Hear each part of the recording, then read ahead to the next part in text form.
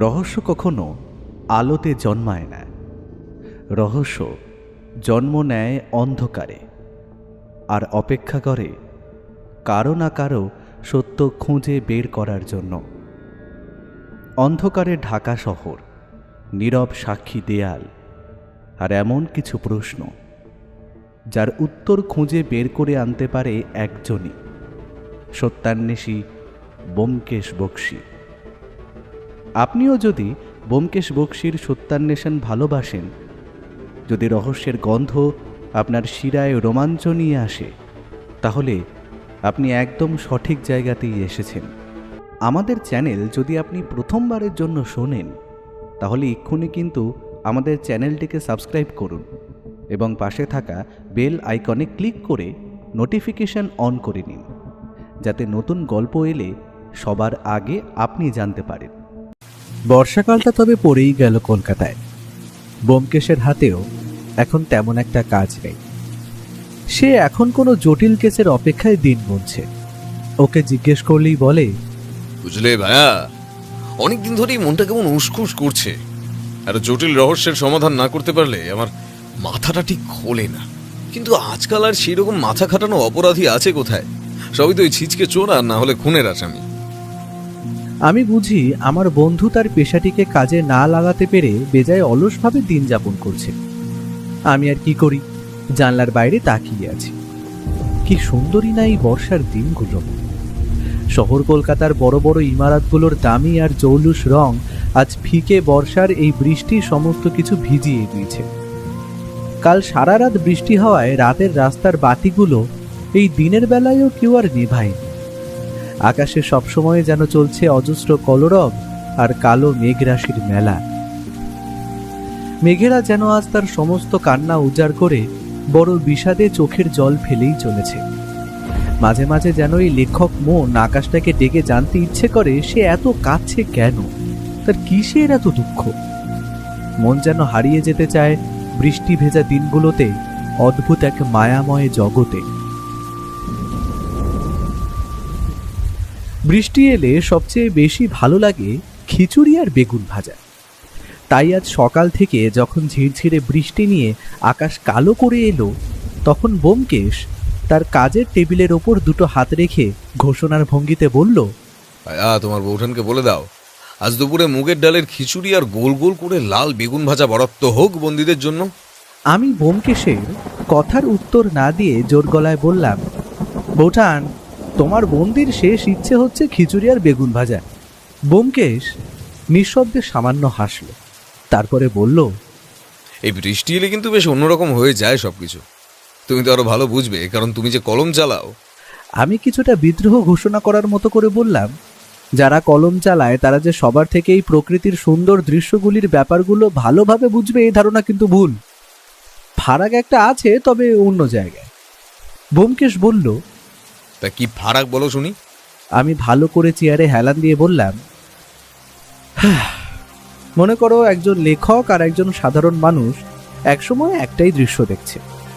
তার মানে এই নয় যে সাধারণ একজন মানুষ সেই দৃশ্য দেখে যা ভাবছে তা লেখকের ভাবনার চেয়ে কম। আসল সমস্যাটা হলো লেখক অতি সাধারণ ব্যাপারটাকে এত রঞ্জিত করে বা সুন্দর করে বলতে বা লিখতে পারবেন, তা সাধারণ মানুষ হয়তো পারবে, অথচ সে হয়তো ভেবেছে আরো বেশি কিছু। ব্যোমকেশ হাসি মুখে বলল, বেড়ে বলেছো, কিন্তু তোমার তো দার্শনিক হওয়ার কথা ছিল ভাইয়া। আচ্ছা, এবার বলো এই ফারাকের জন্য দায়ী কি? এই রে, এটা তো ভেবে দেখিনি। মনে হয় একজন লেখক আর একজন সাধারণ মানুষ, তাই। ব্যোমকেশ একটু হেসে বলল, অনেকটা তাই, তবে আসল কারণটা হলো অভ্যাস। যেমন ধরো, এই যে রান্নাঘরে তোমার বৌঠান রান্নার সময় জানেন কোথায় নুন আছে কোথায় লঙ্কা আছে। আমরা রান্নাঘরে গেলে তা খুঁজেই মরবো কিন্তু শুধু। তেমনি লেখক লেখার সময় শব্দ কিংবা কথা খুঁজে পাবে খুব সহজেই, কারণ তার অভ্যেসই তাই। আর সাধারণ মানুষ মনে মনে ভাবলেও হাতরে বেড়াবে এদিক ওদিক। মানুষের মনের কত ফারাক, তাই না ব্যোমকেশ? একই বয়সের একই বৈশিষ্ট্যের মানুষের মধ্যেও অনেক পার্থক্য দেখা যায়। এ তো অতি সাধারণ ব্যাপার। পৃথিবীর বুকে সবচেয়ে রহস্যময় হলো মানুষের মন, বিশেষ করে তা যদি হয়।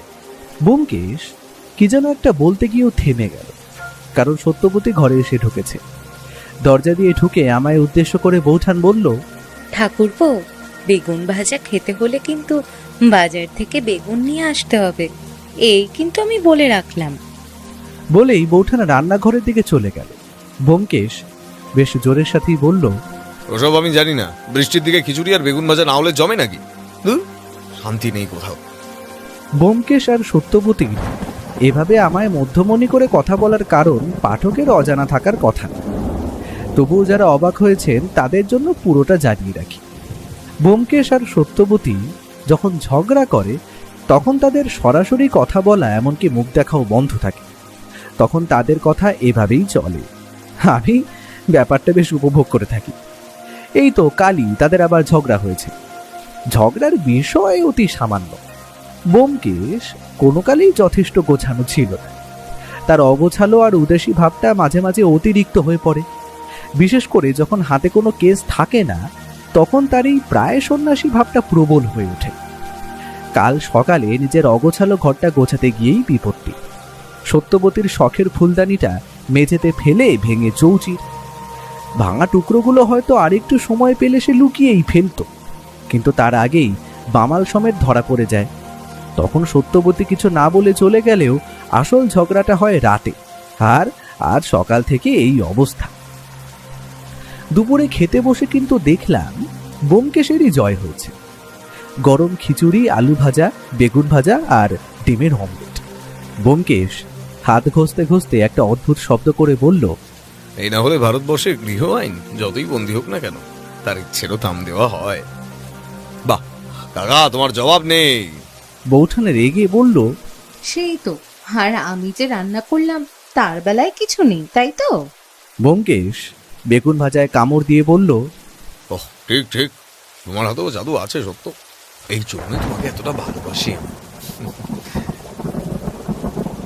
এরপর দুপুরের খাওয়াটা আমাদের বেশ ভালোই জমল। শুধু জমলো বললে ভুল হবে। সত্যবতীর হাতের রান্নার গুণেই হোক কিংবা খিদের জন্যেই হোক, খেয়ে যখন উঠলাম বুঝলাম বাড়াবাড়ি রকমের খাওয়া হয়ে গেছে। দুপুরের ভাত ঘুমটা একটু বেশি হয়ে গিয়েছিল। যখন উঠলাম তখন প্রায় সন্ধে। কাকা ততক্ষণে আমাদের চা দিয়েছে। চা খেতে খেতে ব্যোমকেশের সাথে কথা হচ্ছিল। ঠিক এমন সময় কাকা এসে জানালো, দাদাবাবু একজন এইছেন, তোমার সাথে দেখা করতে চাইছেন। পাঠিয়ে দাও। আমি চায়ের কাপে মুখ তুলেছি, ঠিক এমন সময় ঘরে এসে যিনি ঢুকলেন তার বয়স ওই বছর 30-এর কাছাকাছি হবে। ফর্সা গায়ের রং, লম্বা, প্রায় ব্যোমকেশের মতো। তিনি হাত জোড় করে বললেন, নমস্কার। যদি ভুল না করি আপনি ব্যোমকেশ, মানে ওই ডিটেকটিভ ব্যোমকেশ বাবু? ব্যোমকেশও হাত জোড় করে বলল, হ্যাঁ, তবে একটা ভুল আছে। আমি ডিটেকটিভ নই। ডিটেকটিভ কথাটা আমার ভালো লাগে না, আর আমার কাজ সত্য অন্বেষণ করা। তাই আমি একজন সত্যান্বেষী। যথার্থ যুক্তি। তবে আমি একটি বড় বিপদে পড়ে আপনার কাছে এসেছি। আমার মনে হয় এটা একটা অদ্ভুত কেস, আর পুলিশের কাছে গেলে ওরা হয়তো এই ব্যাপারটা নিয়ে মাথায় ঘামাবে না। ব্যোমকেশ বলল, সে যাই হোক, আপনি নির্দ্বিধায় সবটা খুলে বলুন। আমি শুনে বুঝবো আপনার সাহায্য করব কি করব না। আমি তৎক্ষণাৎ হাঁক দিয়ে বললাম, কাকা আর এক কাপ চা দিয়ে যাও তো। লোকটি এবার একটু কেশে নিয়ে বলা শুরু করলেন, ব্যোমকেশবাবু, আমার নাম সুবিমল নস্কর। পেশায় আমি একজন সরকারি চাকুরিজীবী। তবে বাপ ঠাকুরদার আমলের কিছু সম্পত্তি পাই আগের বছর। বাবা মারা গেছেন আগের বছর, তখনই সম্পত্তি হাতে আসে। সম্পত্তির পরিমাণ কিন্তু কম ভাববেন না, তাও 1,05,000 উপরে টাকা আমি পাই। কথার মাঝে ব্যোমকেশ বলল, তা আপনার পরিবারের এতটা সম্পত্তি, সেটা একবারে হাতে পেলেন কিভাবে? আসলে ঠাকুরদা তার আমলে বর্ধমানের কাছে প্রচুর পরিমাণে জমি জমা করেছিলেন। তারপর বাবা ওই সব কিছুর দেখাশোনা করতেন। তবে আমি চাকরি পেয়ে কলকাতায় চলে আসার পর বাবাকেও এখানে নিয়ে আসি। আর বাবারও বয়স হচ্ছিল, তাই তিনিই ঠিক করেন সব বিক্রি করে দেবেন। ব্যাস, বিক্রি করার পরই সবটা আমার হাতে আসে। তবে টাকা পাওয়ার পর আমি যেটা প্রথম করি সেটা হলো উত্তর কলকাতায় একটা পুরনো আমলের বাড়ি কিনি। আর সেটা আমি কিনি প্রায় 2 লক্ষ টাকায়। ইচ্ছা ছিল বাড়িটা ভেঙে একটা নতুন বিদেশি ধাঁচের বাড়ি তৈরি করার। কিন্তু আগের মাসে প্রমোটার রবি গুপ্তা বলে একটা লোক আসে আমার কাছে, যে ওই বাড়িটা কিনতে চায়, আর সে আমায় ওই বাড়িটার জন্য 3 লক্ষ টাকার অফার দেয়। বুঝতেই পারছেন, 1 লাখ টাকা লাভ। আর তার সাথে তিনি এও বলেন সেইখানে তিনি একটি বহুতল ফ্ল্যাট বাড়ি নির্মাণ করতে চান, আর তাতে নিচের তলায় আমাকে ওই 2 বেডরুম সহ একটা ফ্ল্যাট দিতে চান। এখন আপনিই বলুন, 1 লাখ টাকার সাথে একটা ফ্ল্যাটের লোভ কে ছাড়তে পারে? আমি সঙ্গে সঙ্গে রাজি হয়ে যাই, আর প্রমোটার রবি গুপ্তাও আমাকে 1 মাস সময় দেন বাড়ির জিনিসপত্র খালি করার জন্য। সেটা শেষ হলেই তিনি বাড়ি ভাঙা ও বহুতল নির্মাণের কাজ শুরু করবেন। দেখতে দেখতে 1 মাস হয়ে গেল প্রায়, আর হয়তো 3-4 দিন বাকি বাড়িটা ভাঙতে। কিন্তু বলে সুবিমল বাবু একটু থামলেন, আর তার বুক পকেট থেকে বার করে আনলেন 3টি কাগজ। তারপর সেইগুলি ব্যোমকেশের দিকে এগিয়ে দিলেন। এরই মধ্যে কাকা দেখলাম চা দিয়ে গেছে। সুবিমল বাবু চায়ের কাপে চুমুক দিয়ে ব্যোমকেশের দিকে তাকিয়েছিল। ব্যোমকেশ কাগজগুলো ভালো করে দেখে আমার হাতে তুলে দিতে দিতে বলল, এ তো ভীষণ ভয়ের ব্যাপার সুবিমল বাবু, এ তো সোজাসুজি হুমকি। আমিও কাগজগুলো দেখলাম। তাতে 3টিতেই লেখা আছে, বাড়ি ভাঙার চেষ্টা করলে সমূহ বিপদ, আর কথা না শোনার ফল কিন্তু মৃত্যু। আমি কাগজগুলো ফিরিয়ে দিতেই যাচ্ছিলাম, সুবিমল বাবু বললেন, কাগজগুলো এখন ব্যোমকেশ বাবুর কাছেই থাক, দরকার লাগলে আমি নিয়ে নেব। ব্যোমকেশ এবার মাথা নেড়ে বলল, আচ্ছা, তা আপনি এরপর কি করলেন? আর আপনার উপর কি কিছু বিপদ ঘনিয়ে এসেছে এই কদিনে? হ্যাঁ, সেটাই হলো আসল কথা। তবে প্রথম চিঠিটা পাওয়ার পর আমি মনে করি কেউ আমার সাথে ঠাট্টা করছে, কিন্তু তার ঠিক একদিনের মাথায় যখন দেখলাম আর বুঝতে পারলাম আমায় সবসময় বাইরে বেরোলে কেউ নজর রাখছে, তখন একটু কেমন কেমন লাগলো ঠিকই, তবে আগের দিন যেটা হলো সেটা মেনে নেওয়া যায় না। আমি অফিস থেকে বাড়ি ফেরার রাস্তায় একাই ফিরি রাতের বেলা, তখন সময় ওই 9:30। একটা গাড়ি যেন আমায় লক্ষ্য করে অপর দিক থেকে আমারই দিকে ধেয়ে আসতে দেখতে পাই আমি। মুহূর্তের মধ্যে অসাবধানতায় আমি এক লাফ মেরে সেই যাত্রায় পাশের একটা ফাঁকা জমিতে পড়ে যাই, না হলে সেই রাতেই আমার ভবলীলা সাঙ্গ হয়ে যেত। তারপর থেকেই দারুণ ভয় করতে শুরু করে আমার। আমি প্রমোটারকেও জানাই ব্যাপারটা। আপনি বোঝেন, ওরা ব্যবসায়ী মানুষ, টাকা দিয়ে দিয়েছে, কাজ শুরু করতে ওরা কিছুতেই পিছুপা হবে না। আর কাল রাতে আবার একটা হুমকি চিঠি আসে আমার কাছে। তারপর থেকে আর অপেক্ষা করতে না পেরে ছুটে আসি আপনার কাছে। কে বা কারা আমাকে ভয় দেখাচ্ছে বা আমায় মারার চেষ্টা করছে, সবটাই আমার জানা দরকার ব্যোমকেশবাবু। আর আমার বিশ্বাস, আমায় এই সমস্ত বিপদ থেকে উদ্ধার করতে পারবেন শুধু আপনি। আমায় রক্ষা করুন ব্যোমকেশবাবু। আর আমার নিজের পরিবারও আছে, তাই যদি তাদের উপর কোনো ক্ষতি করতে চায় কেউ। ভদ্রলোক দেখলাম কথাগুলো বলতে বলতে কেমন যেন ভেঙে পড়ল। ব্যোমকেশ এবারে বলল, আচ্ছা, আপনি এখন কোথায় থাকছেন? সেই কেনা পুরনো বাড়িটাই কি? আর আপনার পরিবারের সুরক্ষা কতটা নিরাপদ? কারণ আপনার উপর হামলা যখন হয়েছে, তবে তাদের নিরাপত্তার কথাটাও মাথায় রাখবেন কিন্তু। সেই জন্যই তো আমি চাকরি করার দরুন যে কোয়ার্টার পেয়েছি সেটাতেই আছি এখন। আর সেইখানে একসাথে অনেক কটি পরিবার একসাথে বাস করে। আর আমার কোয়ার্টার 3 তলায়, তার উপর বন্দুকধারী 2 সিকিউরিটি গার্ড সবসময় নিচে থাকে, তাই সেইখানে ওরা নিরাপদ। ব্যোমকেশ এবার একটা সিগারেট ধরিয়ে একটা সুখ টান দিয়ে বলল, তবে একটা কথা বলবো, আপনার ওই পুরনো বাড়িটার চাবি কার কাছে থাকে? আমার কাছেই ব্যোমকেশবাবু। এই যে, এটা আমার কাছেই থাকে সব সময়। ব্যোমকেশ বলল, আমার মনে হয় এটা এখন আপনার কাছে থাকা নিরাপদ নয়, হয়তো এটার জন্য আপনার কোনো বিপদ নেমে আসতে পারে। আমি আপনার কাছে ওই জন্যই এসেছিলাম। এটা এই কদিন আপনার কাছেই রাখুন ব্যোমকেশবাবু। তদন্তে যা যা যখন দরকার আপনি অবাধে কাউকে বলতে হবে না, যখন খুশি সেই বাড়িতে যেতে পারেন। ব্যোমকেশ চাবিটা হাতে নিয়ে বলল, বাড়িটার ঠিকানাটা লিখে দিয়ে যান, আমি আজকালের মধ্যেই নিজে গিয়ে দেখে আসবো। ভদ্রলোক একটা সাদা কাগজে ঠিকানা লিখে দিতেই ব্যোমকেশ বলল, আচ্ছা, এই চাবির কি আর কোনো ডুপ্লিকেট আছে? মানে প্রমোটারের কাছে যখন বিক্রি করেছেন। ব্যোমকেশের কথা শেষ হওয়ার আগেই তিনি বললেন, হ্যাঁ, ওনার কাছে একটা আছে।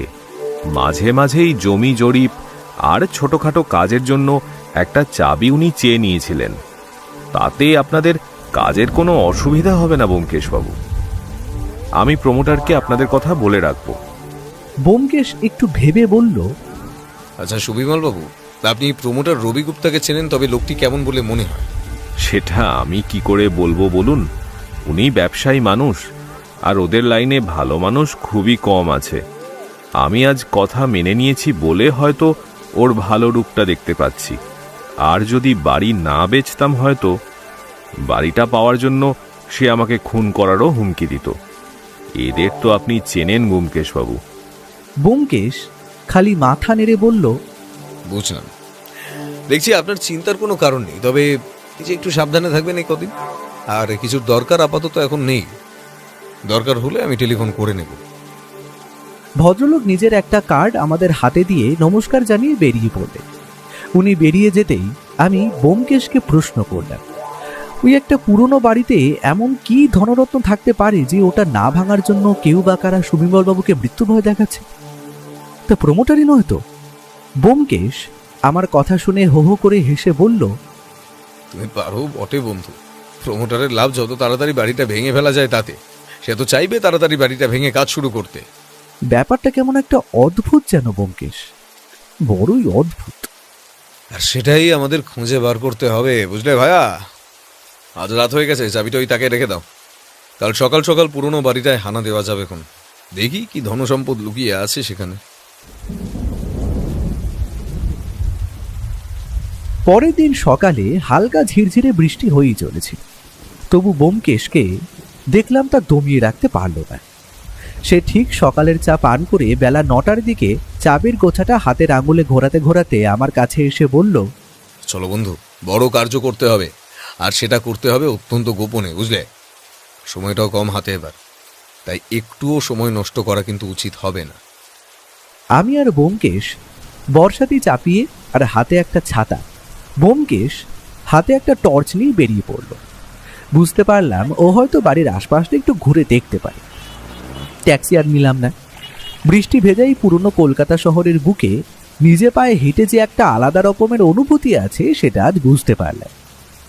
সত্যি আমার কলকাতা শহর, তুমি শ্রেষ্ঠ, তুমি অনন্য।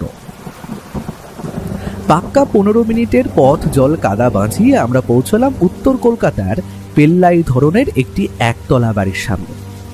বাড়ির বাইরের গেটে তালা খোলা দেখে আমরা একটু অবাক হলাম বটে।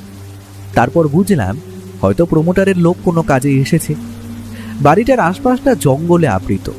কলকাতা শহরে এরকম ফাঁকা আর নিরিবিলি জায়গা খুব কমই আছে। সত্যি বেশ বড় একটা একতলা বাড়ি। তেমন একটা জাঁকজমক নেই বটে, কারণ পুরনো হওয়ার দরুন বাড়ির রং ততদিনে ফিকে হয়ে গেছে। বড় গেটটা খুলে সামনের অগোছালো বেড়ে ওঠা ঘাস পেরিয়ে বাগান দিয়ে এগিয়ে যেতে যেতে চোখ পড়ল বাড়ির ওপরের দিকে। আমরা ঘুরে দেখছি, ঠিক এমন সময় তৎক্ষণাৎ ঘটে গেল সেই অদ্ভুত ঘটনাটা। আমরা হয়তো মুহূর্তের জন্য একটু অসাবধান হয়েছিলাম। সেই সুযোগে একটা অত্যন্ত ভারী কিছু জিনিস প্রচণ্ড গতিতে ছুটে আসে আমাদের দিকে। আমাদের বললে ভুল হবে, জিনিসটা প্রায় ব্যোমকেশের কান ঘেঁষে বেরিয়ে যায়। যদি আর একটু নিশানা সঠিক হতো, কি যে হতো তা ভাবতেই আমার শরীরে কাঁটা দিচ্ছে। ভারী জিনিসটা তীব্র গতিতে পেছনের একটি দেওয়ালে লেগে ভারী শব্দ করে পড়ে যায়।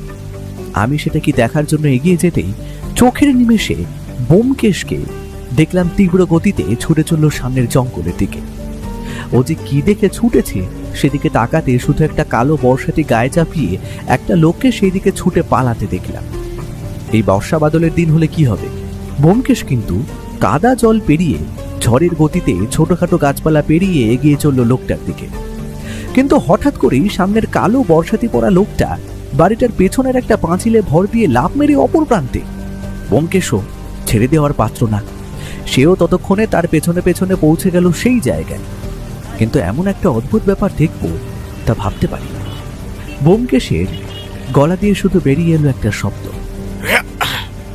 বলা মাত্র একটা পা পাঁচিলের ওপর দিয়ে এক লাফে ব্যোমকেশ পাঁচিলের ওপারে। সত্যি ব্যোমকেশের শরীর স্বাস্থ্য নিয়ে কোনো কথা বলা যাবে না। আমি ছুটে আসা জিনিসটা দেখতে এগিয়ে যেতেই চোখে পড়ল একটা অদ্ভুত ব্যাপার। কারণ যেটা আমাদের লক্ষ্য করে ছুঁড়ে মারা হয়েছে সেটা একটা বড় ধরনের রং বেরঙের পাথরের পেপার ওয়েট, আর সেটা মুড়ে দেওয়া হয়েছে একটা কাগজে। আর খুব চেনা হাতের লেখায় সেখানে লেখা, সাবধান, বাড়ি ভাঙতে এলে সমূহ বিপদ। আমি লেখাটা দেখেই চিনতে পেরেছি এটা তো সেই হাতের লেখা যেটাই হুমকি চিঠি দেখেছি আমরা। কি একটা ভাবতে যাচ্ছি এমন সময় ব্যোমকেশ হাঁপাতে হাঁপাতে বাড়ির গেটের দিক থেকে আমার কাছে এসে বলল, স্কাউন্ড্রেল, একটুর জন্য বেঁচে গেল। ধরেছিলাম মুখে দুটো খুশিও মারি, কিন্তু একটুর জন্য বর্ষাতে খুলে চম্পট দেয়। মুখটা একটা কালো টুপি দিয়ে রেগে এসেছিল, তাই মুখ বুঝতে পারিনি। বলে ব্যোমকেশ আমার দিকে এগিয়ে এসে আমার হাতে থাকা লেখাটা খুলে দেখে একটু হেসে বলল, দেখা যাক কতদিন লুকিয়ে বাঁচবে। আর এ বাড়িতে তোমার আসতেই হবে, কারণ কার্যসিদ্ধি এখনো তোমার হয়নি বাছাধন। আচ্ছা ব্যোমকেশ, লোকটা ওপরে ছিল কি? কিন্তু বাড়ির ছাদ তো দেখছি ন্যাড়া, সিঁড়ি বাইরের দিক দিয়ে আছে বলে তো মনে হয় না। তাহলে ওইদিকে দেখাও, ওই পুরনো পাইপগুলো বেশ সানসেটে উঠে ছাদে ওঠা একটা জোয়ান মানুষের কাছে কিছুই নয়। তবে বোঝা যাচ্ছে বাবা জীবন হয়তো আগে থেকে জানতো আমরা এখানে আসবো, আর না হলে আমাদের আগেই আসতে দেখে ঘাপটি মেরে বসেছিল। সুযোগ পেয়ে হামলা করে আর পালানোর পথ বার করার জন্য এই প্রচেষ্টা। চলো, ওসব চিন্তা করে লাভ নেই, একটু ভিতরে গিয়ে খুঁজে দেখা যাক কি আছে এই বাড়িতে যার জন্য এত ঝঞ্ঝাট। আমরা এগিয়ে গেলাম বাড়িটার সামনের সদর দরজার দিকে। সেখানে এখনো তালা ঝুলছে, কিন্তু অদ্ভুত কথা হলো পুরনো তালাটা চাবি ঘোরানোর আগেই নিজে থেকে খুলে গেল। ব্যোমকেশ একটু নেড়ে চেড়ে দেখে বলল, তালা একদম সঠিক আছে, ভাঙা হয়নি। তবে যে এসেছিল তার কাছে ডুপ্লিকেট চাবি ছিল। তার মানে কি প্রমোটার? চাবি তো এক সেট তার কাছেই আছে। ব্যোমকেশ বিড়বিড় করতে করতে প্রবেশ করলো বাড়িতে। সদর দরজা ঠেলে প্রবেশ করে যা দেখব ভেবেছিলাম তার উল্টোটাই চোখে পড়ল। অত বড় আর পুরনো বাড়িতে ভেবেছিলাম কিছু প্রাচীন আমলের খাট আলমারি থাকবে, তবে তার বদলে এখন শুধু পড়ে আছে ফাঁকা ঘর আর কয়েকটা কাঠের চেয়ার, আর এদিকে ওদিকে ছড়িয়ে আছে ভাঙা কাঠের টুকরো, জঞ্জাল বা অপ্রয়োজনীয় জিনিসপত্র।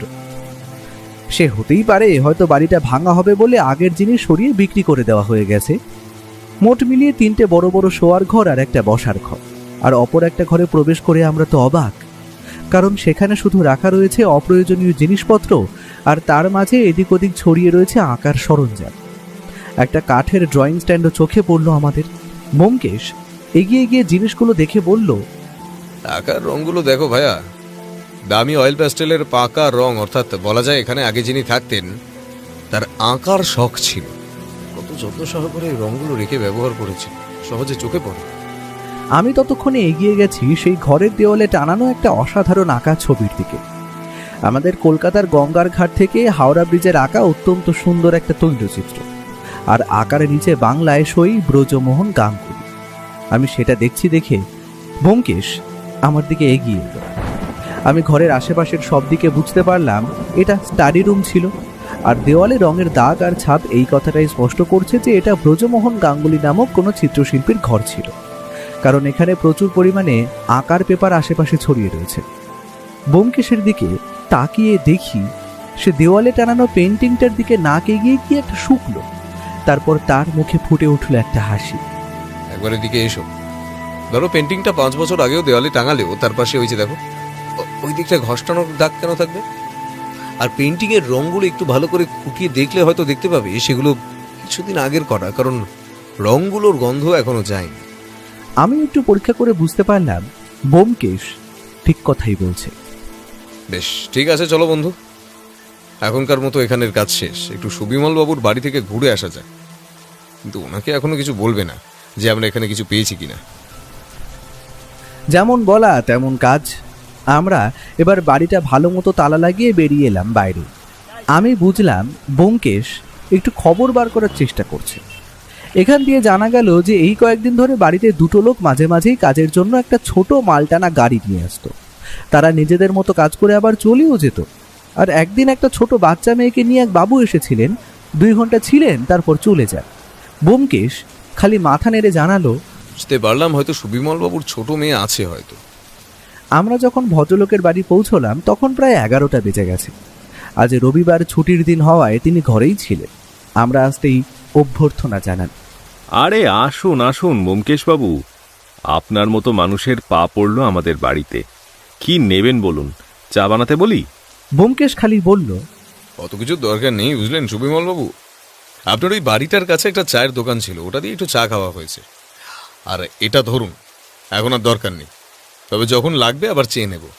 সুবিমলবাবু হাত বাড়িয়ে নিলেন চাবির গোছাটা, তারপর সেটা নিজের পকেটে চালান করে দিয়ে বললেন, কিছু বুঝতে পারলেন ব্যোমকেশবাবু? ব্যোমকেশ যেন সেই কথা কানেই তুলল না। সে ততক্ষণ একটা সিগারেট ধরিয়ে একটা শুকটান দিয়ে বলল, আচ্ছা সুবিমল বাবু, আপনার আপনার যে একটি ছোট মেয়ে আছে সেটা তো জানতাম না। আর আপনি ওই বাড়িতে নিশ্চিত তাকে পড়ানোর জন্য শিক্ষককে পাঠিয়েছিলেন আশা করি। ভদ্রলোক একটু হাসি হাসি মুখ করে বললেন, বাবা, বাড়ি দেখে এত কিছু বোঝা যায় নাকি? ধন্য। হ্যাঁ, সেই দিন আমার বাড়িতে অফিসের কিছু লোকজন আসে, একটু খাওয়া দাওয়া হয় আর কি। তখন সেই দিন এসেই অনিল আমাকে জানায় যে এই কদিন সে একটু ব্যস্ত থাকবে তার আঁকার এক্সিবিশন নিয়ে, তাই সে রনুমাকে আজই পড়িয়ে দিতে চায়। বাড়িতে অত লোক, তাই আমি আর দেরি করিনি, ওনাকে ওই বাড়ির চাবি দিয়ে দিই। রনুকে সাথে নিয়ে তিনি সেখানেই তার পড়াশুনো দেখিয়ে দেয়। 2 ঘন্টার মাথায় আবারও ফিরে আসে আর চাবি আমার হাতে দিয়ে চলেও যায়। ব্যোমকেশ কথাটা শুনে একটু ভেবে বলল, আচ্ছা, আর ওই অনিল ছেলেটি কেমন, তার ব্যাপারে কিন্তু একটু জানা দরকার। খুবই অমায়িক ছেলে ব্যোমকেশবাবু। প্রতিভা যে আছে তা কোনো সন্দেহ নেই, কিন্তু ওই প্রতিভা থাকলেও টাকার অভাব। শুনেছি ফাইন আর্টসে ডিগ্রি আছে তার, বাড়িতে অনেক আঁকা স্টুডেন্টও পড়ায় সে। রনুর ইংরেজিটা একটু দুর্বল ছিল, সে তখন তাকে তা পড়িয়ে দেবে বলে। আচ্ছা বুঝলাম। আর আপনি বলছেন ছেলেটি গরিব, তবে আর্ট এক্সিবিশন করাচ্ছে এটা ঠিক বুঝতে পারলাম না তো। আর্ট এক্সিবিশন করতে তো প্রায় খরচ তো প্রচুর লাগে শুনেছি, প্রায় 50 থেকে 60 হাজার টাকা। সেটা আমি কি করে বলবো বলুন? সে তো আমার কাছেও টাকা চাইতো সাহায্যের জন্য, আমি যতটা পারতাম দিতাম। ওর স্বপ্ন ছিল যে সে একটা বড় আর্ট এক্সিবিশন করবে আর তাতে তার ছবির প্রদর্শনী হবে। হয়তো কোনোভাবে টাকা জোগাড় করতে পেরেছে। আর আপনার সেই প্রমোটারের ঠিকানা আমাদের একবার দিন, ওনার সঙ্গে দেখা করার প্রয়োজন আছে। আমার মনে হচ্ছে আর 2 দিন বাড়ি ভাঙাটা আটকাতে পারলে হয়তো কাজের সুবিধা হতো। Sure sure. বলে ড্রয়ার খুলে একটা কাগজ খুলে এগিয়ে দিয়ে বললেন, চেষ্টা করে দেখতে পারেন। মনে হয় না তিনি মানবেন, লোকটা একটু অন্যরকম, কাজ আর টাকা ছাড়া কিছুই বোঝে না। ব্যোমকেশ নমস্কার জানিয়ে উঠে পড়ল। আমরা বাইরে বড় রাস্তায় এসে দাঁড়িয়েছি, ঠিক এমন সময় পেছন থেকে একবার একটা ডাক শুনতে পেলাম। ঘুরে দেখলাম সুবিমলবাবু আসছেন। ব্যোমকেশবাবু, এটা ধরুন, এটা অনিলের আর্ট এক্সিবিশনের ঠিকানা। আমাকে আসতে বলেছিল, তবে আমার একটা কাজ আছে, আপনারা চাইলে যেতে পারেন। সেটা দিয়ে ভদ্রলোক হাসির মুখে চলে গেল। ব্যোমকেশ আমার দিকে তাকিয়ে বলল, ভাইয়া, বেলা 12টা বাজতে চললো, তোমার নিশ্চিত এখন বাড়ি যাওয়া উচিত। তোমার বৌঠান আমায় বাজার আনতে বলেছিল, সেটা বেমালুম ভুলে গেছি কাজের ঠেলায়। তুমি তৎক্ষণাৎ পাড়ার বিশুয়া বাজারওয়ালার কাছ থেকে বাজার নিয়ে তাড়াতাড়ি বাড়ি ফেরো, তাহলে সে কুরুক্ষেত্র বাঁধাবে। আমি ততক্ষণে একটা ছোট কাজ সেরে আসি। আমি জানি ব্যোমকেশের এখনের অবস্থা তাই। আর দেরি না করে ওকে ফেলে বাজারে নিয়ে একটা রিক্সা করে বাড়ি পৌঁছালাম। বাড়ি পৌঁছেও রেহাই নেই। বৌঠান ততক্ষণে কাকাকে শুনিয়ে শুনিয়ে বলছে, এই যে কাকা, দেখো সময় হলো তেনাদের আসা। কাজ কাজ করেছে, পেটে কিছু পড়তে হবে তারা ভুলেই যান। রান্না করতে তো আর সময় লাগে না, এখন এই বেলায় আমি হাত পুড়িয়ে রান্না করতে বসি আর কি। ঠাকুরপো, তুমিও দিনকে দিন ওর সাথে থাকতে থাকতে ওর মতোই হয়ে যাচ্ছ একেবারে। আমি আর কিছু বললাম না, খালি একটু ফিক করে হেসে বাজারের দলেই তার হাতে তুলে স্নানে চলে গেল। ব্যোমকেশ যখন ফিরল ততক্ষণে প্রায় বেলা 1:30। আসার সাথে সাথেই একটা ছোটখাটো গৃহযুদ্ধ হয়ে গেল আর কি। আমি ব্যাপারটা দেখে একটু হাসি রেখে ব্যোমকেশ খাওয়ার টেবিলে বসে বলল, দাঁড়াও না, বিয়েটা করো, বুঝতে পারবে কত ধানে কত চাল ভাইয়া। বহু সুখে চিরকুমার ব্রত অবলম্বন করে কাটাচ্ছ, তাই না?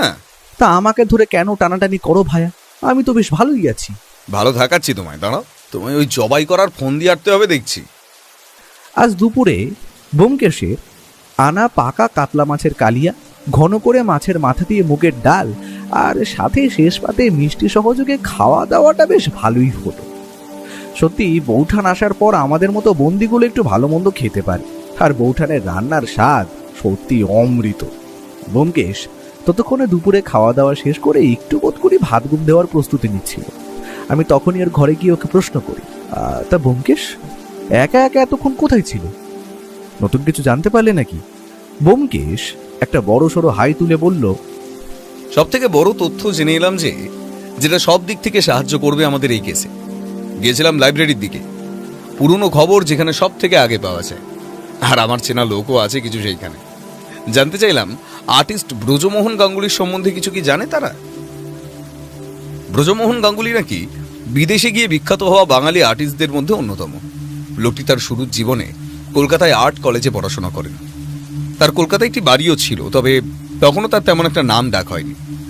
তার আঁকা বেশ কিছু ছবি কলকাতা আর্ট গ্যালারিতেও রাখা আছে, তবে বেশিরভাগ ছবি বিখ্যাত হয় ইংল্যান্ডে যাওয়ার পর। কারণ জানা যায় তিনি নাকি ইংল্যান্ডের সেই সময়কার কোনো সম্ভ্রান্ত পরিবারের মহিলার ছবি এঁকে বড় নাম করেন। পেপারেও তার ছবি আঁকা ছবি বেরিয়েছিল।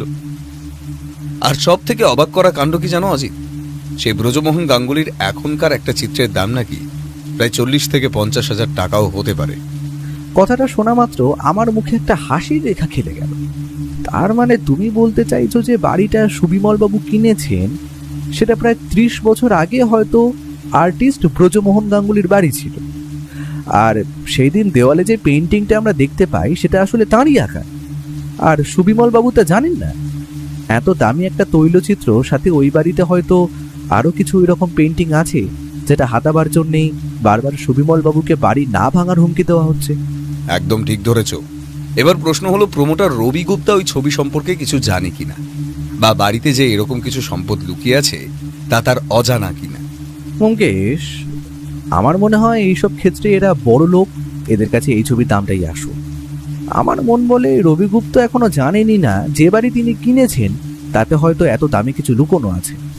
ব্যোমকেশ পকেট থেকে একটা সিগারেট বার করতেই যাচ্ছিল, বৌঠান আসছে দেখে টুক করে সেটা পকেটে চালান করে দিতে দিতে বলল, চলো না বিকেলের দিকে প্রমোটার রবি গুপ্তাকে একটু বাজিয়ে আসা যায়। বৌঠান আসার সাথে সাথেই আমি তাকে বললাম, বৌঠান, ব্যোমকেশ কিন্তু এবার বড়লোক পার্টির কেস পেয়েছে, বুঝলে? যদি পারিশ্রমিক ভালো হয় নিজের জন্য একটা সোনার হার গড়িয়ে নিতে বলো না কিন্তু। বেরিয়ে যেতে যেতে দেখলাম ব্যোমকেশ আমার দিকে কটমট করে তাকিয়ে আছে আর বলছে, বিকেলে তোমায় দেখছি, দাঁড়াও। দুপুরে লেখালেখির কাজ করে যখন একটু চোখ বুঝলাম, উঠতে উঠতে তখন প্রায় সন্ধ্যা 6টার কাছাকাছি। তাও যদি ব্যোমকেশ না ডাকতো উঠতে পারতাম কিনা সন্দেহ আছে। ওঠো ভাইয়া, ঘুমোচ্ছে দেখো কুম্ভকর্ণের ছোট ভাই। এই আমি কিন্তু চললাম, তুমি পড়ে পড়ে ঘুমো। হ্যাঁ। ব্যোমকেশের গলা শুনে ধরপড় করে উঠে বসলাম। কিছুক্ষণের মধ্যেই বৌঠান চা দেওয়ায় সেটা পান করে রাস্তায় উঠলাম। আমি বললাম, তাহলে এখন গন্তব্য কোথায়? প্রমোটার রবিগুপ্তর বাড়ি আশা করি। ব্যোমকেশ মাথা নেড়ে জানালো, লোকটাকে টেলিফোন করেছিলাম, বললো 8টার পর ফাঁকা হবে।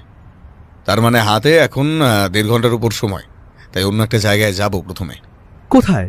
চলোই না ভাইয়া, নতুন প্রজন্মের চিত্রকরদের হাতের কাজ একটু দেখে আসা যাক। ব্যোমকেশের কথা শুনে বুঝতে পারলাম সে আজ বিকেলে হওয়া অনিশ বলে ছেলেটার আর্ট এক্সিবিশনে যেতে চাইছে। তবে সেখানে গিয়ে কিছু লাভ হবে কি কে জানে বাবা। ব্যোমকেশ এখন যেটা বলছে সেটা করাই শ্রেয়। আর এক্সিবিশনটা হচ্ছে লিও ক্লাব অফ ওয়েলফেয়ার বিল্ডিংয়ে। এগিয়ে যেতেই বুঝতে পারলাম ভিড় সেখানে ভালোই হয়েছে। আমরাও এগিয়ে গেলাম সেই দিকেই। বেশ জাঁকজমক করে সাজানো হয়েছে জায়গাটা, আর তার দেওয়ালগুলোতে সাজানো রয়েছে ছবিগুলো। আর খেয়াল করে দেখলাম প্রতিটা ছবির নিচে তার চিত্রকর ও ছবিটির দাম লেখা রয়েছে। অর্থাৎ যার যখন যে ছবিটা পছন্দ হবে সে সেটা দামাদামি করে তৎক্ষণাৎ কিনে নিতে পারে। চারিদিকে এত রকমের অপূর্ব সুন্দর ছবিগুলো দেখতে দেখতে আমি যে কোথায় হারিয়ে গিয়েছিলাম বলে বোঝাতে পারবো না। কিন্তু ঠিক এমন সময় আমার চোখ গেল ব্যোমকেশের ছবির দিকে। সে তখন একটা বড় তৈলচিত্রের নিচে গিয়ে দাঁড়িয়ে আছে আর মন দিয়ে সেটা দেখছে। আর একটু এগিয়ে চোখে পড়ল চিত্রকরের নাম বড় বড় হরফে লেখা, ব্রজমোহন গাঙ্গুলি। আর তার পাশে ছবির দাম দেখে আমার চোখ ছানা বড়া হয়ে যাওয়ার জোগাড়, কারণ সেই চিত্রের দাম নাকি ৮০,০০০ টাকা। ব্যোমকেশের দিকে এগিয়ে যাব, তখন হঠাৎ করেই একটা বছর ২৫-এর ছেলে আমাদের দেখে এগিয়ে এলো। ব্যোমকেশ ছবিটার দিকে তাকিয়ে আছে দেখে সে বলল, আপনারা কি এই ছবিটা কিনতে চান?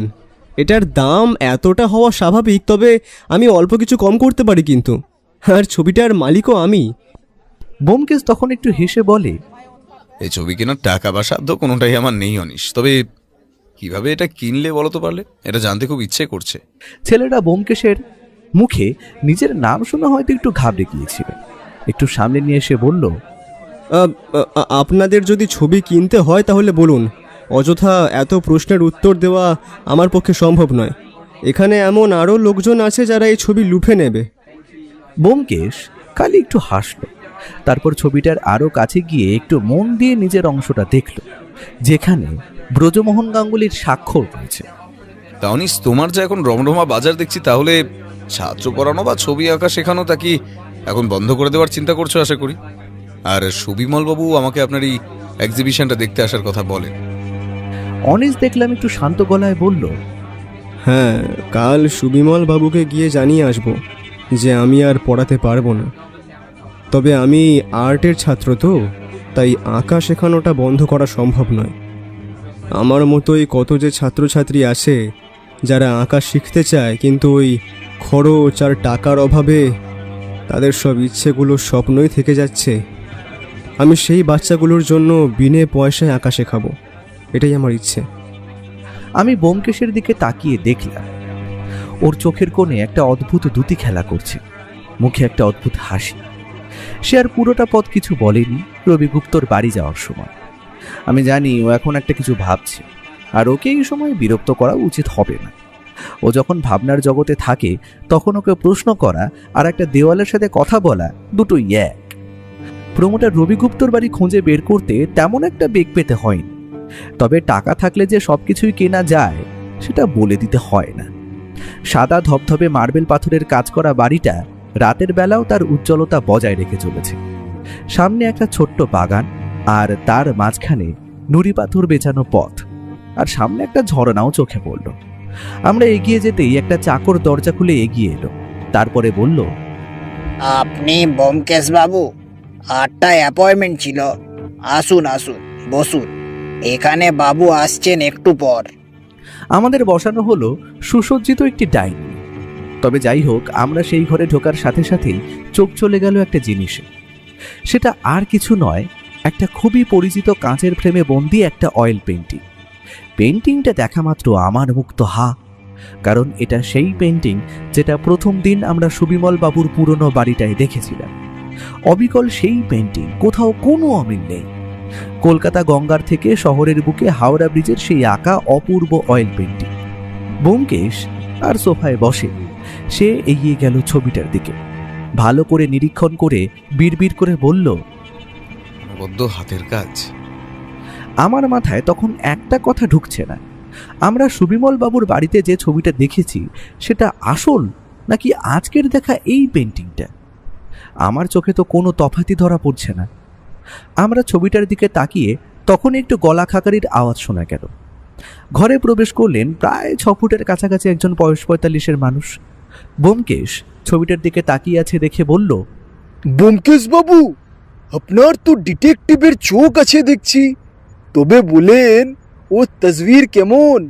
দি গ্রেট বেঙ্গলি আর্টিস্ট ব্রজমোহন গাঙ্গুলির নিজস্ব আঁকা ছবি। 5 দিন আগে একদম অন ক্যাশ 40,000 দিয়ে কিনি ওটা। ও তসবির দারুণ না? আর নিচে দেখুন, ওখানে ওখানে খুদ আর্টিস্টের সিগনেচারও আছে। ব্যোমকেশ হাসি মুখে বলল, অনবদ্য হাতের কাজ আর্টিস্টের, তবে এটা কোথা থেকে কিনলেন জানতে খুব ইচ্ছে করছে।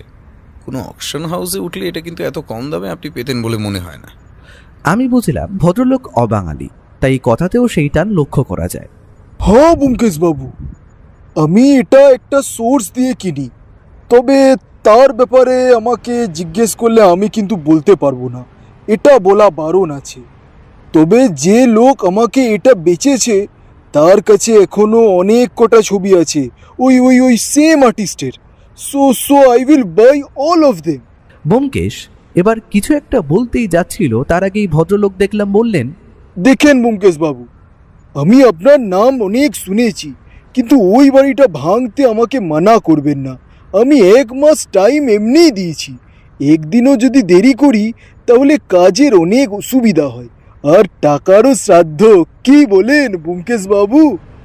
বলে ভদ্রলোক হো হো করে হেসে উঠলেন। ব্যোমকেশ হেসে উত্তর দিল, সেটা আর দরকার পড়বে না রবিবাবু, আশা করছি।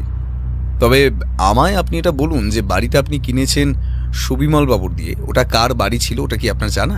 সে জেনে আমি কি করব ব্যোমকেশ বাবু? আমি খালি বাড়ির বাইরের খালি জায়গাটা দেখে এসেছিলাম, मैं अंदर भी नहीं गया। असल में ये सब काम देखने के लिए মানে আমার এই সব কাজ দেখার জন্য লোক আছে, তাই আর কি। ব্যোমকেশ হাসি মুখে নমস্কার জানিয়ে উঠে পড়ল। আপনাকে একটু বিরক্ত করলাম মিস্টার গুপ্তা, তবে ভবিষ্যতে যদি কোনো দরকার পড়ে আমাকে জানাতে ভুলবেন না কিন্তু। ভদ্রলোক হাসি মুখে আমাদের দরজা অবধি এগিয়ে দিতে এলেন। রাত প্রায় 9টার কাছাকাছি হওয়ায় সেই দিন আমরা ট্যাক্সি নিয়ে বাড়িতে ফিরে আসি। রাতে খাওয়া দাওয়ার পর ব্যোমকেশকে বললাম, তুমি কি কিছু বুঝতে পারছো? আমার মাথায় তো কিছুই আসছে না। আর ধরো এই প্রমোটার আমাদের সামনে মিথ্যে কথা বলছে, সেটা তো হতেই পারে। তৈরি হয়ে থেকো, আজ রাতে 12টার পর একটু বেরোতে হবে। আর আজই মনে হচ্ছে চোরের উপর বাটপাড়িটা করতে হবে। দাঁড়াও, একটা টেলিফোন করে নি। আর অজিত, রাতের বেলা ঘাপটি মেরে থাকার জন্য কেমন পোশাক পরবে তা তোমায় বলে দিতে হবে না আশা করি। আমি বুঝলাম না ব্যোমকেশ কি করতে চাইছে, আর সে যাবেই বা কোথায়, আর কোন চোরের কথা বলছে সে। আমরা যেদিন পুরনো বাড়িটা তন্ন তন্ন করে খুঁজেছিলাম সেই দিন তো আর কোনো ছবি সেখানে আমরা পাইনি। ব্যোমকেশ তৎক্ষণাৎ একটা ফোন করলো। পাশের ঘরে হওয়ায় আমি অতটা বুঝতে পারিনি। রাত তখন 12টার কাছাকাছি। ব্যোমকেশের কথা মতো আমরা মোটামুটি প্রস্তুত। বৌঠান রাতের বেলা বেরোনোর জন্য একটু কুইকাই করলেও পরে সে থেমে যায়। ব্যোমকেশের কথা মতো ডার্ক রঙের পোশাক পরিধান করে আমরা বেরিয়ে পড়লাম। রাস্তা তখন শুনশান। কলকাতা শহর যে এতটা শান্ত হতে পারে তা যেন আজ প্রথমবার অনুভব করলাম। চেনা রাস্তায় আর ফাঁকা হওয়ার দরুন প্রায় ওই 10-12 মিনিটের মধ্যেই আমরা বাড়িটার কাছে পৌঁছে যাই। আর গেটের কাছে পৌঁছে আমি দেখতে পাই একটি লোক সেখানে আগে থেকেই দাঁড়িয়ে আছে। আর একটু কাছে যেতে বুঝতে পারলাম এ যে সুবিমল বাবু। ব্যোমকেশ ওনার কাছে গিয়ে বলল, যা যা বলেছিলাম মনে আছে তো? কোনো শব্দ না। যদি দেখেন আমাদের বাইরে কোনো চিল্লামিল্লির আওয়াজ, তবেই এই ভাঙা জানালাটা দিয়ে বেরিয়ে আসবেন। তবে আমার মন বলছে সেরকম কিছু হবে না, চোর বাড়িতে ঢুকবে। ব্যোমকেশ দেখলাম বাড়ির সদর দরজাটি খুলে ভিতরে থেকে একটা লুকোনোর জায়গা খুঁজে দিয়ে সুবিমল বাবুকে সেখানে ঘাপটি মেরে বসে থাকতে বলল। তারপর নিজে বাইরে দিয়ে দরজায় তালা লাগিয়ে আমায় বলল, চলো ভাইয়া, আমরা ওই কালকের ওই জঙ্গলের দিকে লুকিয়ে থাকি। কেন জানি না আমার মন বলছে চোর বাবা জীবন এইদিকেই আসবে। আমরা এগিয়ে গেলাম একটা অন্ধকার ঝোপের অংশের দিকে। সব জায়গায় অল্প স্বল্প আলো থাকলেও সেই জায়গাটা যেন একটু বেশি অন্ধকার। আমি আর ব্যোমকেশ চুপটি করে ঘাপটি মেরে বসে রইলাম সেখানে। মুখে যে কোনো কথা হবে না সেটা আগেই বলা ছিল। কতক্ষণ যে ওই রকমভাবে ঘাপটি মেরে বসেছিলাম সেটা বলে বোঝাতে পারবো না। ওই অন্ধকার ঝোপের মধ্যে মশার যে কি উৎপাত তা আজ হাড়ে হাড়ে টের পাচ্ছি। সময় যেন কাটতেই যায় না। অন্ধকারের মধ্যে এক একটা মুহূর্ত যেন 1 ঘন্টা ঠেকছিল আমার। ঠিক রাত কটা হবে জানি না, তবে হঠাৎ করেই রাস্তায় কিছু কুকুরের ডাক শুনতে পেলাম। ব্যোমকেশ একটু নড়ে চড়ে বসে আমার দিকে মুখে আঙুল তুলে দেখিয়ে দিল, চুপ।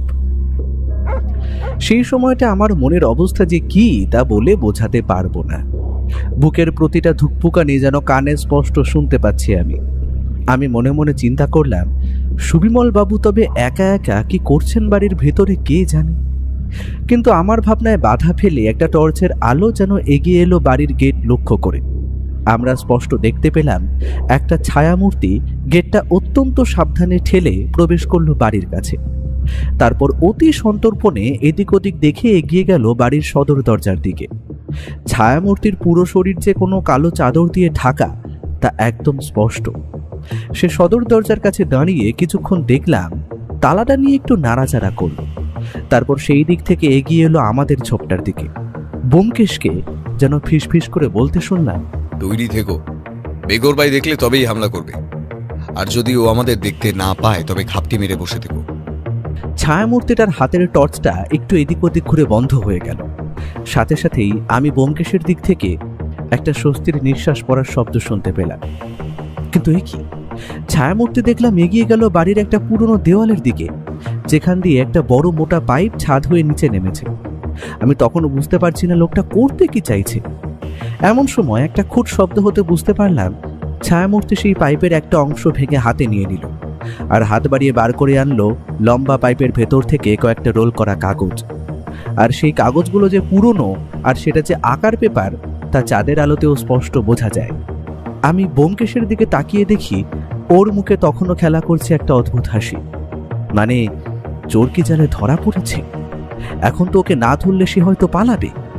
কিন্তু সেই ছায়ামূর্তিকে দেখলাম সেই পেপার রোলটা সযত্নে একটা উঁচু জায়গায় রাখলো, তারপর অতি সন্তর্পণে এগিয়ে গেল সদর দরজার দিকে। ওই দিকে আর কিছু চোখে পড়ছে না।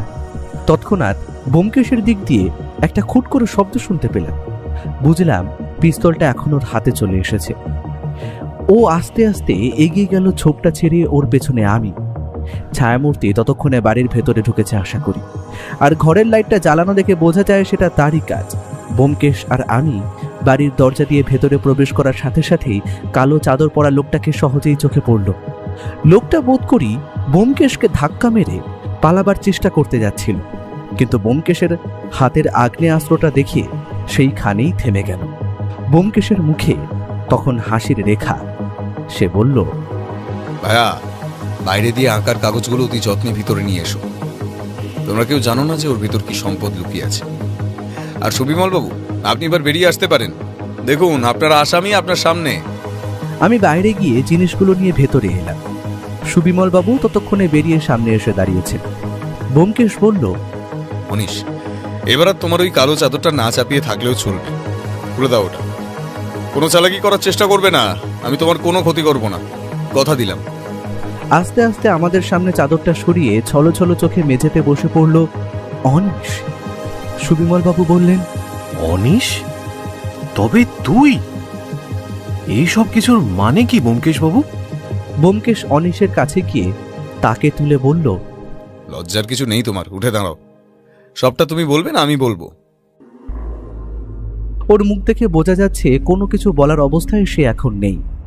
আমি একটা জিনিস দেখে হঠাৎ করে অবাক হয়ে বললাম, ব্যোমকেশ, দেওয়ালে দেখো, ওই ছবিটাই যেটা আমরা রবিগুপ্তর বাড়িতে দেখেছি আর প্রথম দিন এখানে এসে দেখেছি। ব্যোমকেশ খালি হেসে বলল, একদম ঠিক বলেছো বন্ধু। তবে এটা কিন্তু বিখ্যাত কোনো আর্টিস্টের হাতের কাজ নয়। এটার আর্টিস্ট ব্রজমোহন গাঙ্গুলি নয়, বরং এই অভূতপূর্ব ছবির নির্মাতা অনিশ। কি ঠিক বলছি তো? কথাটা শোনা মাত্র আমার পায়ের তলা দিয়ে যেন মাটি সরে গেল। ব্যোমকেশ আবার বলা শুরু করলো, সুবিমল বাবু, আপনি এই বাড়িটা কার থেকে কিনেছিলেন বা কোথা থেকে কিনেছিলেন তা আমি জানি না, তবে এটা কোনো সাধারণ মানুষের বাড়ি না। এটা আর্টিস্ট ব্রজমোহন গাঙ্গুলির বাড়ি ছিল আজ থেকে 30 বছর আগে, যেটা মেনটেন করে রাখা হয়েছিল। তবে এই বাড়িতে যে কিছু অমূল্য সম্পদ লুকিয়ে আছে তা আপনি বুঝতে পারেননি, কিন্তু সেটা বুঝতে পেরেছিল এই অনিশ। এ আপনি কি বলছেন ব্যোমকেশ বাবু? মূল্যবান সম্পদ? মূল্যবান যে শুধু সোনাদানা হয় সেটা কিন্তু নয় সুবিমল বাবু, কারণ এই যে ছবিগুলো আপনি দেখছেন এর প্রতিটার দাম প্রায় 40 থেকে 50 হাজার টাকারও বেশি। আপনার কেনা বাড়ি, অথচ আপনি নিজেই তা জানেন না। তবে সেটা বুঝতে পারে এই অনিশ। যেদিন সে আপনার মেয়েকে সেই বাড়িতে পড়াতে নিয়ে আসে, চোখের সামনে সে খুঁজে পায় ব্রজমোহন গাঙ্গুলির ছবিগুলো, কিন্তু তার ভয় ছিল যদি সে ধরা পড়ে যায়, তাই সেদিন মোটে একটা ছবি নিয়ে যায় আর তার বাজার দর যাচাই করে ফিরে আসে।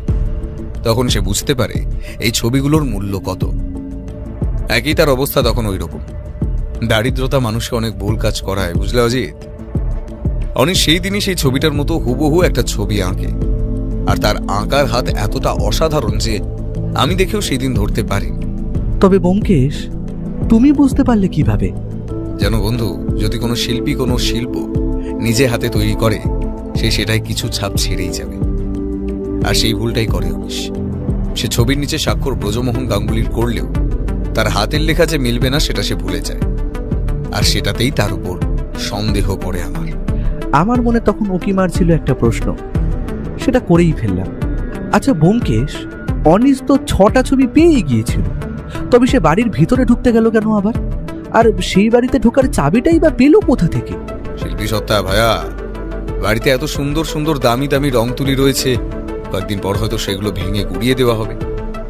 অনিশের শিল্পী মন সেটা চায়, তাই সে ওগুলো উদ্ধার করতে বাড়িতে প্রবেশ করে। আর চাবি তো আগেভাগেই ডুপ্লিকেট করা ছিল। ঠিক এমন সময় অনিশের দিক থেকে তখন খুব ধীরে একটা স্বর ভেসে আসে।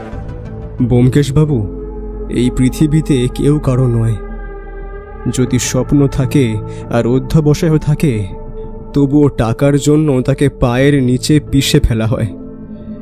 এই সমাজটা এমনই। আমি এই ছবিগুলোর সঠিক মূল্যই দিতাম, কারণ হয়তো প্রমোটার বা সুবিমল বাবু কেউই জানতেন না যে এই ছবিগুলোর আসল মূল্য কি। কয়েকদিন পর হয়তো এগুলো বাড়ি ভেঙে ফেলার সঙ্গে সঙ্গেই মাটিতে মিশিয়ে দেওয়া হতো। আমি যে মোট 8টা ছবি পেয়েছি, তার মধ্যে 7টা সুবিমল বাবুর হাতে তুলে দিচ্ছি। তবে একটা দোষ আমি করেছি, সেটা হলো একটা ছবি আমি বিক্রি করি 40,000 টাকার বিনিময়ে প্রমোটার রবি গুপ্তাকে। ওটা আমি আর আপনাদেরকে ফেরত দিতে পারবো না, আর সেটার টাকা দিয়েই আমি আমার একটা আর্ট এক্সিবিশন করার স্বপ্ন পূরণ করতে পারি। আমি অত্যন্ত দুঃখিত সুবিমল বাবুকে এতগুলো হুমকি চিঠি দেওয়ার জন্য আর ভয় দেখানোর জন্য। এর জন্য যা সাজা হয় তা আমি মাথা পেতে নেব। ব্যোমকেশ এবার সুবিমল বাবুর দিকে তাকিয়ে বলল, সুবিমল বাবু, আমার কেসের সমাধান এখানেই শেষ। এবার আপনাকে একটা কথা বলি, আশা করি আপনি শুনবেন। আর এই বাড়িতে যা হলো তা আর যেন কোনোভাবেই পাঁচকান না হয়। ব্যোমকেশবাবু, আপনি বলুন। আপনার জন্য আমার মাথা থেকে একটা ভয় নামলো। আপনার কথা নিশ্চিত শুনবো আমি। এ অনিশ ছেলেটির প্রতিভা আছে, হয়তো কিছু ভুল কাজ করে ফেলেছে, তবে এবারের মতো ওকে ছেড়ে দেওয়ার অনুরোধ রইল। আর ওই যে মোট 6টা ছবি আশা করি এই রোলে আছে, এটার আসল মালিক আপনি, কারণ বাড়িটা আপনার। তবে বাকি দুটোর মধ্যে যেটা অনিশ বিক্রি করেছে সেটা তো আর কিছু করা যাবে না। আর তার প্রদর্শনীতে যেটা সে রেখেছে সেই ছবিটা ওর জন্য ছেড়ে দিন। ব্যোমকেশের কথা শুনে অনিশ বলে ছেলেটির চোখে যেন জল দেখতে পেলাম। ব্যোমকেশ তাকে কাছে ডেকে বুকে জড়িয়ে নিয়ে বলল, আমি সত্যান্বেষী অনিশ। সত্য অন্বেষণ করতে গিয়ে যেটা সঠিক মনে হবে সেটাই আমি করব। আমি তুমি চলার পথে অনেক ভুল করি, তবে সেটাকে অতিক্রম করে যে নাম করতে পারে সেই তো প্রকৃত মানুষ। তোমার মধ্যে প্রতিভা আছে, সেটা নষ্ট হতে দিও না। নিজের স্বপ্নটাকে পূরণ করো। আজও সেই রাতের কথা চিন্তা করলে আমার মনটা যেন কেমন একটা করে ওঠে। সত্যি ব্যোমকেশের সাথে এত কেসে আমি ছিলাম, তবে এটা যেন সবগুলোর থেকে আলাদা। আর ব্যোমকেশ যে কতটা উদার মনের মানুষ সেটার পরিচয়ও পাই সেই দিনকেই। তবে সেই কেসের সমাধানের কিছুদিনের মধ্যেই আমাদের বাড়িতে দুটো জিনিস নিয়ে আসেন সুবিমল বাবু। এক হলো একটা মোটা কাগজের খাম, সাথে মিষ্টি। আর অপর জিনিসটা দেখে অবাক হয়ে যাই আমরা, কারণ সেটা একটা বিশাল বড় ফটো ফ্রেম, আর তাতে শোভা পাচ্ছে অতীব সুন্দর একটি গ্রাম বাংলার তৈলচিত্র, যার নিচে জ্বলজ্বল করছে চিত্রকরের নাম ব্রজমোহন গাঙ্গুলি।